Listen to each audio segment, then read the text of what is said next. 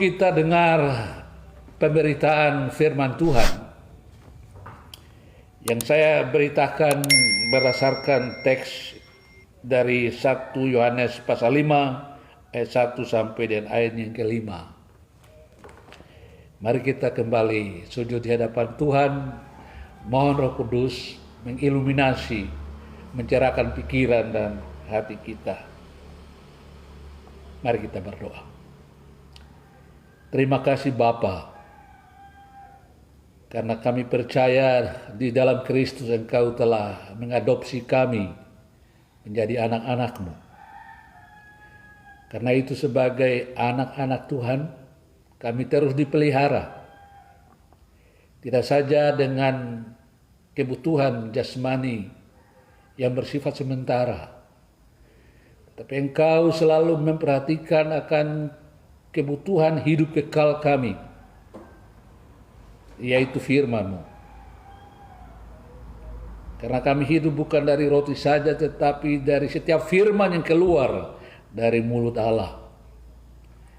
Saat ini kami akan mendengarkan pembacaan teks firman Tuhan. Kami mohon Tuhan kuduskan dan berkati kami semua. Kami mohon Tuhan melalui Roh-Mu yang kudus mengerjakan di dalam kami rasa lapar dan dahaga yang sejati. Supaya kami dengan penuh sukacita menyambut firman-Mu, berusaha mengerti dan mempercayai serta melakukannya. Tolong setiap anak-anak Tuhan yang saat ini sedang berkumpul berbakti di rumah tangga masing-masing. Tolong juga hamba-Mu yang hina ini, yang hanya karena perkenanan-Mu berdiri di hadapan Tuhan untuk memberitakan firman-Mu. Dan kami juga berdoa kiranya kegiatan serupa yang sedang berlangsung dimanapun di seluruh muka bumi ini, Tuhan berkati. Bahkan Tuhan persekutukan kami di dalam iman kepadamu, ya Allah yang esa dan benar, Bapa, Anak, dan Roh Kudus. Inilah kerinduan kami, inilah permohonan kami. Mari Tuhan berfirmanlah kepada kami. Anak-anak-Mu telah siap mendengarkan firman-Mu. Haleluya. Amin.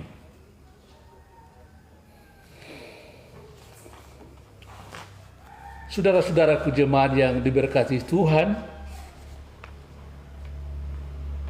kita akan mendengar dan merenungkan bersama firman Tuhan yang terambil dari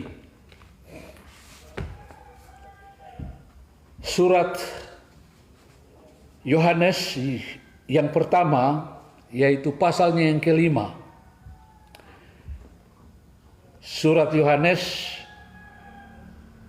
atau pertama Yohanes pasal 5 ayat 1 sampai ayatnya yang kelima. Saya akan membacakan bagi saudara-saudaraku semua dan saudara-saudara mengikuti dalam hati.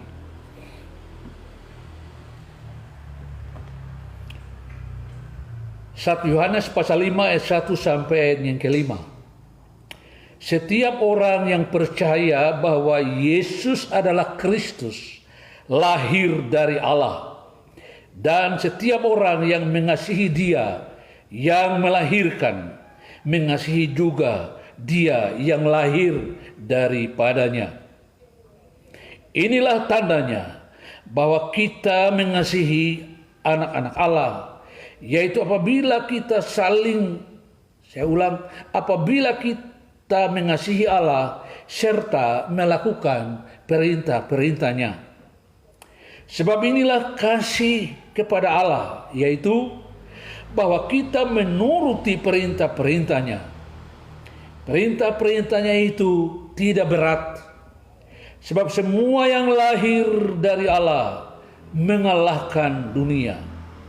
Dan inilah kemenangan yang mengalahkan dunia, iman kita.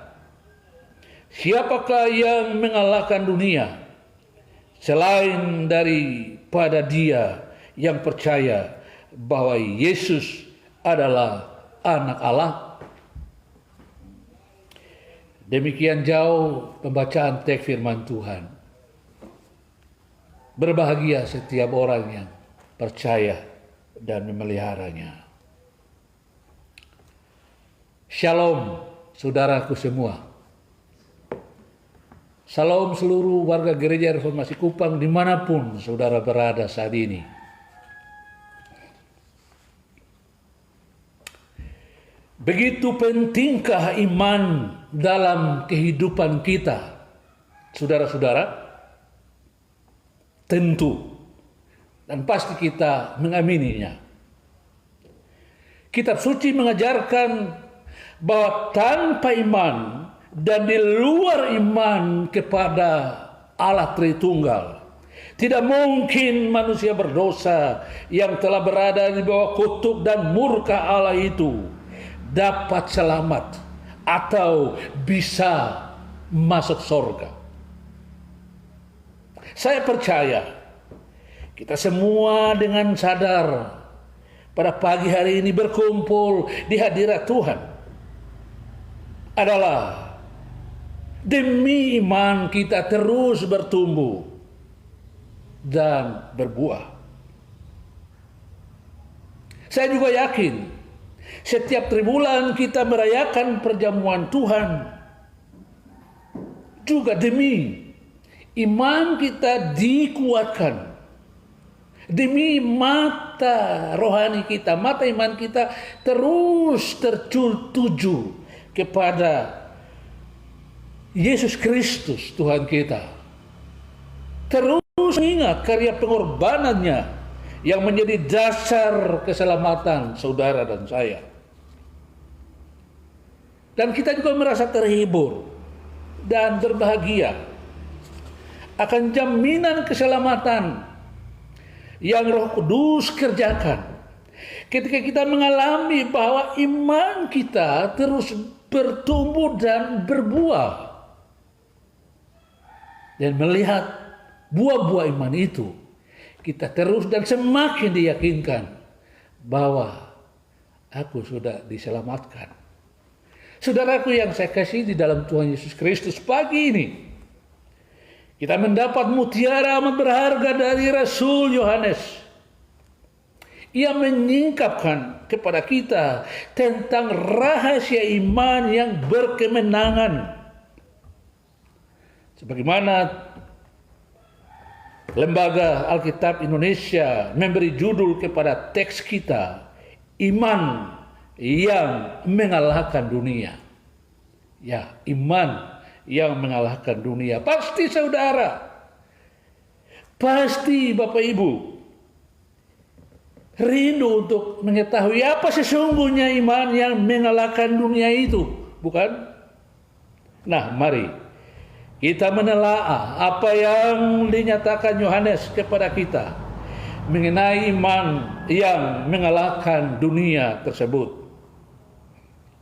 Sebagai tema khotbah, saya mengikuti atau mengutip judul yang dibuat Lembaga Alkitab Indonesia, yakni iman yang mengalahkan dunia. Iman yang mengalahkan dunia. Saudara-saudaraku yang saya kasihi di dalam Tuhan Yesus Kristus, siapakah penulis surat Yohanes? Sudah sejak zaman bapa-bapa gereja lama meyakini dan sepakat bahwa penulis ketiga surat Yohanes adalah sama atau orang yang sama dengan penulis Injil dan Wahyu. Dia menyebut diri sebagai murid yang dikasihi Yesus.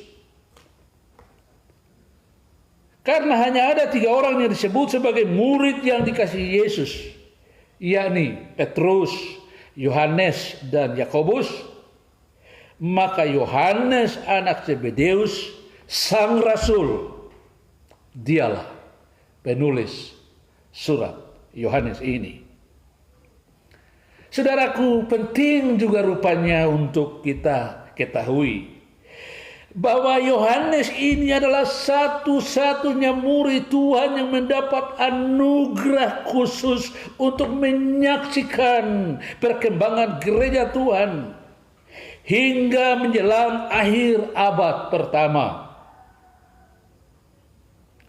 Yohanes ini, saudaraku, selain menyaksikan bagaimana Tuhan Yesus memenuhi janjinya bahwa para rasul itu akan menjadi saksinya yang gagah berani mulai dari Yerusalem, Yudea, Samaria sampai ke ujung bumi. Yohanes juga mengalami dan menyaksikan bagaimana gereja mengemban amanat agung daripada Kristus menghadapi tantangan demi tantangan. Tantangan yang datang baik dari luar gereja, umpamanya kekuatan politik yang anti Kristus, maupun kekuatan perusak yang datang dari dalam gereja itu sendiri, seperti ajaran-ajaran sesat. Nah, disinilah saudara-saudaraku, renungkanlah bahwa sesungguhnya inilah tujuan Tuhan memelihara secara khusus hambanya Yohanes, agar hambanya ini mewariskan kepada gereja sepanjang zaman Injil keempat. Injil yang ditulis untuk menyikapi perkembangan tantangan yang dihadapi gereja menjelang akhir abad pertama itu. Dan ketiga suratnya serta Wahyu. Ya saudaraku, suatu Injil dan surat dengan kedalaman perenungan yang tidak terkatakan, dan yang sekaligus bersifat apologi atau bersifat pembelaan terhadap kesesatan yang sudah begitu berkecamuk. Maka baik Injil Yohanes maupun surat-suratnya dan juga Wahyu sangat menekankan keilahian dan ketuhanan Kristus di satu sisi, tetapi juga kesejatian kemanusiaannya yang pada masa menjelang akhir abad pertama itu sama-sama diserang secara sengit oleh para penyesat. Jadi renungkan saudara. Karena itu sebagai hamba Tuhan saya merekomendasikan saudara-saudara, apabila engkau ingin memiliki pengetahuan mendalam tentang iman Kristen, yakni iman sejati yang menyelamatkan itu, pelajarilah dan hayatilah Injil dan surat-surat Yohanes serta Wahyu.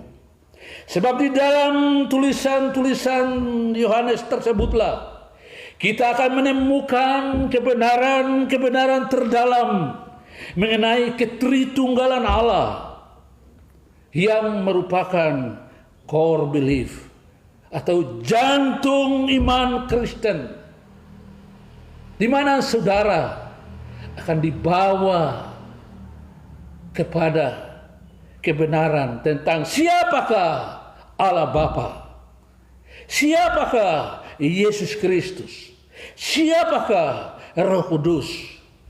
Lalu bagaimana hubungan kita sebagai orang-orang percaya dengan Allah Tritunggal kita yang kudus itu? Sesungguhnya melalui karya sang murid yang dikasihi Yesus itulah kepada saudara dan saya Roh Kudus menyingkapkan dimensi terdalam dari kabar baik, yakni Injil, yang oleh Rasul Paulus, Injil itu disebut sebagai kekuatan Allah yang menyelamatkan. Maka tidak berlebihan kalau sang reformator Martin Luther menyebut Yohanes 3 ayat 16 sebagai patisari Injil. Patisari Injil, saudara. Yohanes 3 ayat 16 itu. Karena begitu besar kasih Allah akan dunia ini, sehingga Ia telah mengaruniakan anaknya yang tunggal, supaya setiap orang yang percaya kepadanya tidak binasa, melainkan beroleh hidup yang kekal. Saudara-saudara jemaat yang saya kasih di dalam Tuhan Yesus Kristus, dalam teks kita, Yohanes memaklumkan suatu kebenaran yang sangat menakjubkan.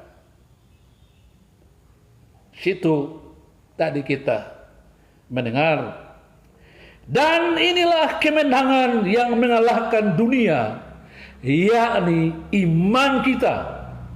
Dan inilah kemenangan yang mengalahkan dunia, yakni iman kita. Apakah yang dimaksud Yohanes dengan permakluman seperti itu? Apakah Yohanes sedang berbicara pada aras konsep semata? Atau ia sedang berteori muluk-muluk?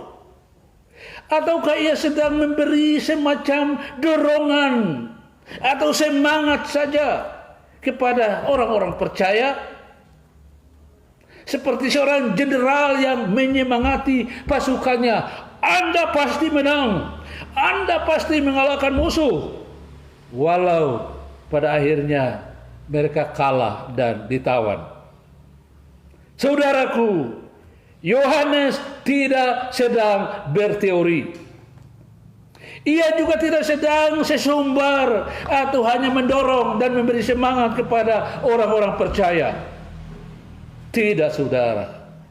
Yohanes sedang memaklumkan fakta. Ia sedang berbicara tentang keberadaan orang-orang percaya di dunia ini. Keberadaan saudara dan saya sebagai orang-orang percaya sampai hari ini.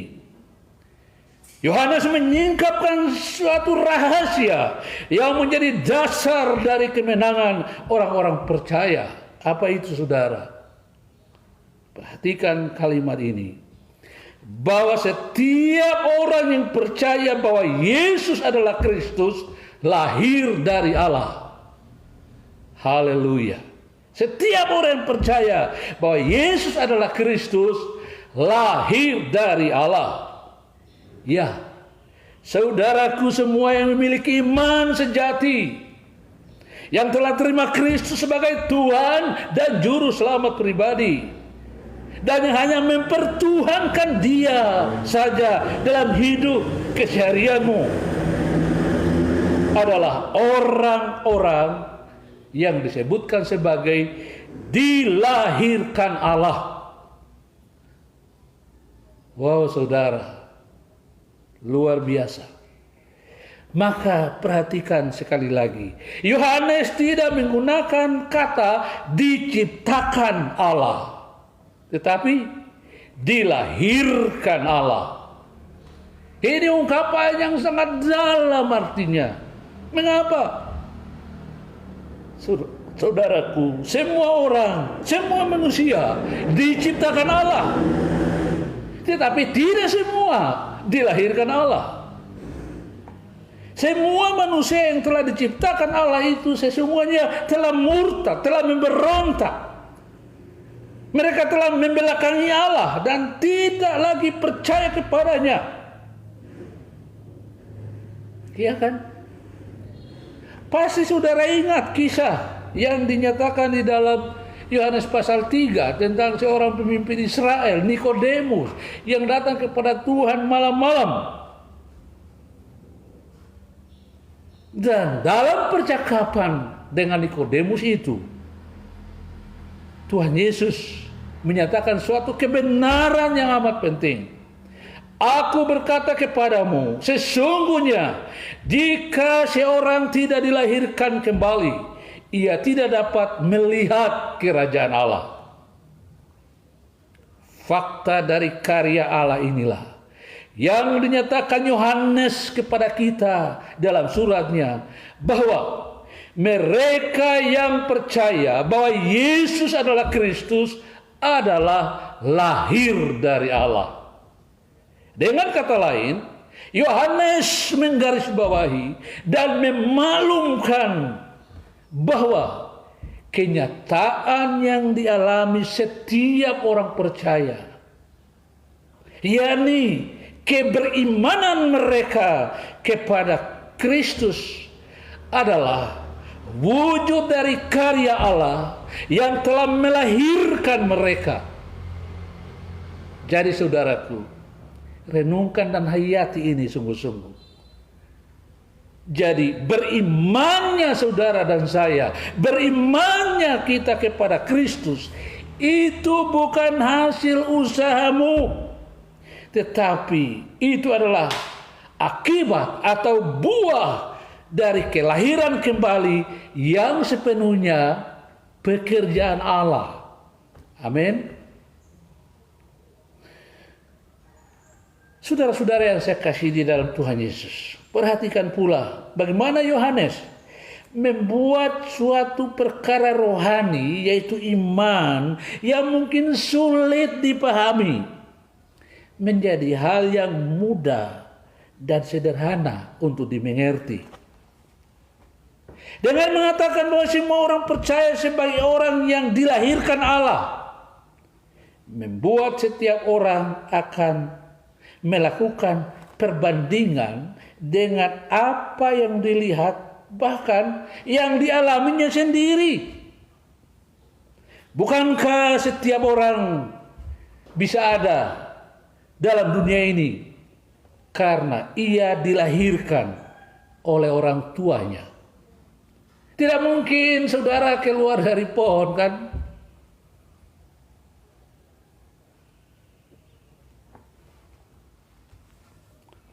Tidak mungkin seseorang ada jika orang tuanya tidak ada.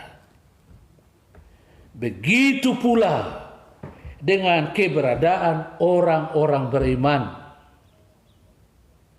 Begitu dengan keberadaan saudara dan saya sebagai orang percaya. Tidak mungkin seseorang menjadi orang beriman jika Allah tidak melahirkan dia. Mustahil saudara percaya bahwa Yesus adalah Kristus. Mustahil saudara mengasihi dia, mempertuhankan dia dalam hidupmu, jika Allah tidak melahirkan saudara.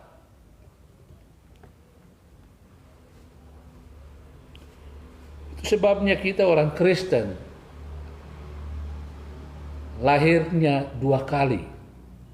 Pertama, kita lahir dari rahim ibu kita. Dan kedua, kita dilahirkan Allah. Khususnya dilahirkan kembali oleh Roh Kudus. Maka suatu pertanyaan untuk kita pikirkan dan hayati bersama adalah, adakah seorang anak membenci orang tuanya, membenci ibunya yang begitu mengasihi, merawat, dan yang menjamin semua kebutuhannya? Rasanya orang seperti itu sulit ditemukan, saudara-saudara. Yang pasti si anak akan sangat menghormati, akan sangat mengasihi, bahkan ia siap mati demi membela kehormatan orang tuanya. Pasti saudara akan marah ketika orang tuamu dihina, dijelek-jelekan. Karena saudara tahu, karena saudara mengalami bahwa orang tuamu adalah orang tua yang sangat baik, orang tua yang berhikmat dan bijaksana. Maka semua nilai dan petunjuk yang diajarkan orang tua kepadamu pasti kita ikuti, pasti kita turuti dengan penuh sukacita. Menuruti dan melakukan apa saja yang orang tua kita inginkan dan kehendaki. Bagi setiap anak yang mengasihi orang tuanya, itu bukan sebuah kuk yang memberatkan, tetapi menjadi suatu kewajibannya sebagai anak yang membuat dia bangga, membuat dia senang, membuat dia bahagia. Karena ia tahu pasti bahwa segala sesuatu yang ia lihat, yang ia dengar, dan yang ia alami dari orang tuanya adalah semata-mata demi kebaikan dan yang mendatangkan kebajikan, kebahagiaan bagi dirinya sendiri. Maka komparasikan, bandingkan saudara-saudaraku, dan apa yang renungkan apa yang Rasul Yohanes katakan tadi. Ketika kita melakukan, ketika kita menuruti perintah-perintah Allah, itu menjadi tanda, itu menjadi bukti sebenarnya bahwa kita sudah dilahirkan Allah.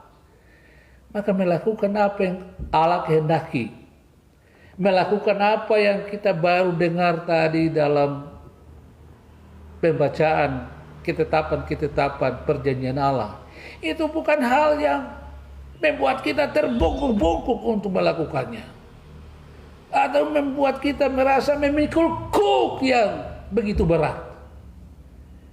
Ketika engkau sudah dilahirkan Allah, maka menjadi natur saudara dan saya untuk senang melakukan, ingin melakukan yang Allah perintahkan. Catat baik-baik ini saudara-saudaraku. Kebenaran inilah yang Yohanes buka sebagai realitas iman yang mengalahkan dunia. Ya, inilah iman yang mengalahkan dunia. Ketika kita sudah dilahirkan oleh Allah dan hidup sebagai anak-anak Allah. Hidup di dalam dunia yang penuh dengan dosa dan kejahatan. Satu dunia yang secara total memberontak terhadap Allah. Dunia yang melawan kehendak Allah. Dunia yang penuh dengan aturan dan tatanan nilai yang di dalamnya tidak ada lagi kebenaran, tidak ada lagi keadilan. Dan kita dilahirkan, diutus ke dalam dunia yang seperti itu. Dan karena itu, ketika kita telah dilahirkan Allah di dalam dunia yang seperti ini, maka tentu kita harus tahu apa yang menjadi panggilan kita, yaitu melaksanakan misi Allah untuk menghadirkan kerajaannya, melaksanakan misi Allah untuk menyuarakan kebenaran, memperjuangkan keadilan, menghadirkan kasih, mendemonstrasikan kehidupan yang kudus, yaitu dengan melakukan semua yang ia perintahkan, yang ia kehendaki. Nah, saudara-saudaraku, dalam posisi sebagai pengemban misi Allah di dunia yang tidak bersahabat, bahkan bermusuhan seperti itulah, Yohanes menyatakan kebenaran yang sangat menghiburkan dan menguatkan, bahwa kita dilahirkan untuk menjadi pemenang. Amin. Ya. Saudara dilahirkan Allah untuk menjadi pemenang. Pemenang bisa juga berarti penakluk. Allah melahirkan kita menjadi anak-anaknya untuk menaklukkan dunia. Dan yang menjadi kunci untuk kita dapat menaklukkan dunia, kata Yohanes, adalah iman kita. Ya, imanmu saudara. Roh Kudus melahirkanmu kembali untuk menjadi agen kebenaran, untuk menjadi pejuang keadilan, untuk menjadi pelaku kasih, untuk menjadi pecinta kekudusan. Maka sebagai pertanyaan pembanding, adakah orang tua yang baik setelah melahirkan anaknya kemudian membiarkan dan menelantarkannya? Setahu saya tidak mungkin ada. Bahkan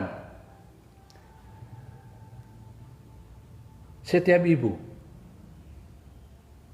menjadi naluri dia untuk memproteksi, melindungi, merawat, memelihara anaknya. Setahu saya juga kebanyakan kita, khususnya warga Gereja Reformasi Kupang, orang tua kita memiliki anak yang lebih dari 2 orang. Di dalam keterbatasan dan kesederhanaan mereka dulu, mereka memelihara, merawat kita semua sebaik-baiknya, bahkan menyekolahkan kita. Renungkan saudaraku, kalau orang tua kita, papa mama kita yang sebenarnya orang berdosa itu, mereka memiliki tanggung jawab yang begitu luar biasa bagi kita, anak-anaknya. Apalagi Bapa kita yang di sorga. Ia yang melahirkanmu saudaraku. Ia juga menjamin kita dengan pemeliharaannya yang sempurna. Amin.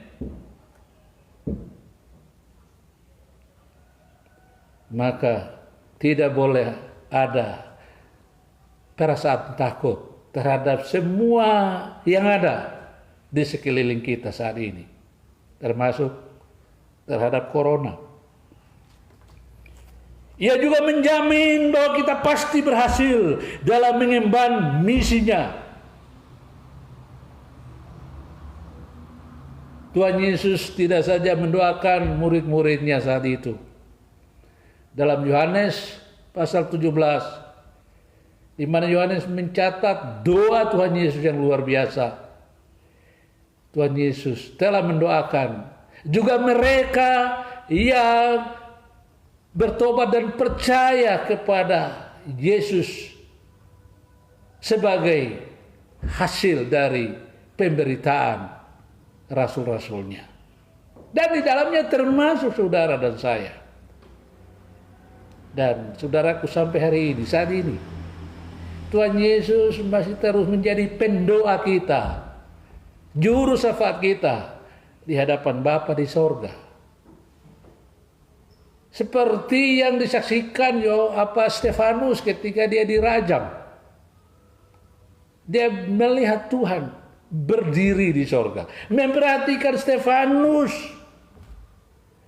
Sehingga Tuhan Yesus mensupport Stefanus sampai titik darah penghabisan. Sehingga tidak keluar kata sumpah serapah atau caci maki dari mulut Stefanus. Karena itu saudara-saudaraku, Yohanes tidak sesumbar kalau dia berkata bahwa iman kita mengalahkan dunia. Mengalahkan semua tantangan yang ada. Mungkin tubuh kita yang fana ini bisa mati habis karena corona. Orang-orang yang kita kasih mungkin sudah banyak juga yang meninggal.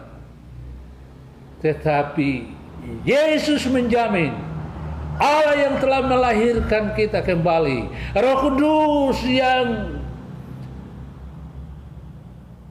menopang iman kita terus, tidak membiarkan sumbu yang nyalanya pudar menjadi mati. Tidak. Ketekunan orang-orang kudus dijamin oleh Allah yang telah melahirkan kita kembali melalui karya Roh-Nya yang kudus. Saudara-saudaraku, Allah sendiri yang berperang bagi kita. Tetapi ingat, Ia berperang melalui kita dengan mempergunakan kita sebagai alat di dalam tangannya. Allah menjanjikan hal yang sama kepada bangsa Israel. Di mana? Ketika Israel menempatkan Allah di depan, selama Israel percaya hanya kepada Allah saja dan setia melakukan segala perintahnya, mereka menaklukkan musuh-musuh mereka. Tetapi apa yang terjadi, saudaraku? Ketika Israel membelakangi Allah, mengandalkan kekuatan mereka sendiri, ketika mereka berpaling kepada berhala-berhala, mereka menjadi tawanan musuh, saudara. Sekali lagi, saudara tidak dilahirkan untuk menjadi pelaku kejahatan dan semua kecemaran dunia. Jika kita atau belum menjadi pengemban misi Allah, itu berarti kita belum dilahirkan kembali. Bisa jadi kita sudah menjadi Kristen, tetapi Kristen ikut-ikutan atau Kristen palsu. Bisa jadi benar kita setiap minggu datang ke gereja, tetapi itu hanya mengelabui orang tua, mengelabui sesama manusia. Karena kita tahu mereka tidak lihat isi hati kita masing-masing. Anda tidak memiliki cinta kasih yang tulus kepada Allah dan sesama. Saudara beribadah tetapi demi kepuasan diri sendiri, demi kenyamanan sang ego. Jika seperti itu keadaan rohanimu, saudara, bertobatlah selama pintu rahmat Allah masih terbuka. Dan bagi kita semua yang sementara berjuang dan berperang dan berjuanglah terus. Berperang terus melawan dosa dan kelemahan yang masih ada dalam diri kita masing-masing. Perangi dosa dan kelemahan yang ada di sekeliling kita. Mulai dari dalam diri kita, di dalam keluarga kita, di dalam gereja kita, dan di lingkungan kita. Raih kemenangan demi kemenangan. Dari pengalaman perjuangan iman orang-orang yang disebut sebagai pahlawan iman, seperti dicatat dalam Ibrani 11, mereka tidak memenangkan pertarungan iman dalam sekali berperang, tapi mereka tabah dan tekun sampai akhir. Bagaimana dikatakan Paulus, aku telah mencapai garis finish dan bagiku telah tersedia mahkota kemenangan. Saudara-saudari, engkau juga pasti menang. Yakin dan percayalah bahwa kita dilahirkan bukan untuk menjadi pecundang. Iya, karena Allah Tritunggal telah melahirkan kita, telah mengaruniai kita iman yang mengalahkan dunia. Amin.